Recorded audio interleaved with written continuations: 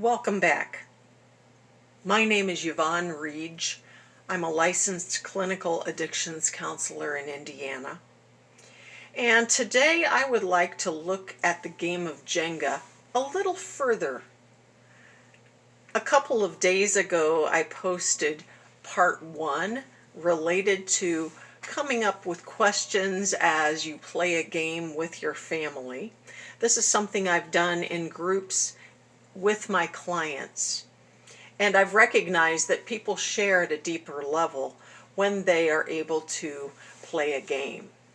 And so I gave you some ideas in part 1, but part 2 is to have you come up with your own questions.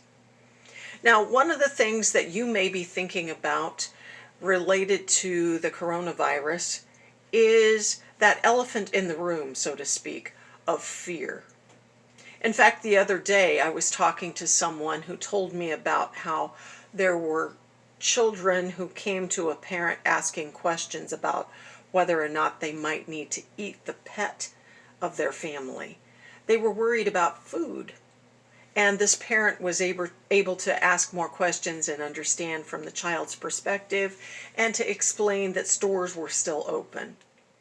Perhaps there are fears that your family is experiencing that you may want to address. And you might even be able to come up with questions during a game of Jenga that would allow you to ask those things and to find out what's going on deep in the heart of those around the table.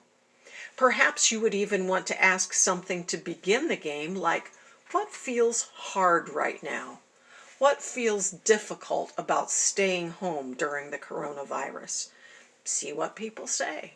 I know for me, part of what's hard is that I like to talk to people. And I have had quite a few phone conversations, but I haven't been able to actually see very many people in the last 10 days or so. Another thing you may want to consider is what kinds of things are going on within your children's lives that are changing all the time. Maybe you want to ask what's changed the most. Perhaps you want to ask them what is scaring you. But then also remember to ask some of the positive things. What do you enjoy right now? What has been fun recently? You know, I was recently talking to my husband who had been playing the game with me when we recorded the first video. And one of the things that he said was, I can only imagine that years from now, children will actually look back at this and say, I remember that time. That's when we had fun together as a family. That's when we cooked together. That's when we stayed home for 2 whole weeks and we enjoyed getting to know each other more. Perhaps this is the perfect opportunity for you to recognize that even though there are things that feel outside our control, perhaps you can work at this in a brand new way and find meaning and wholeness, WHOLENESS,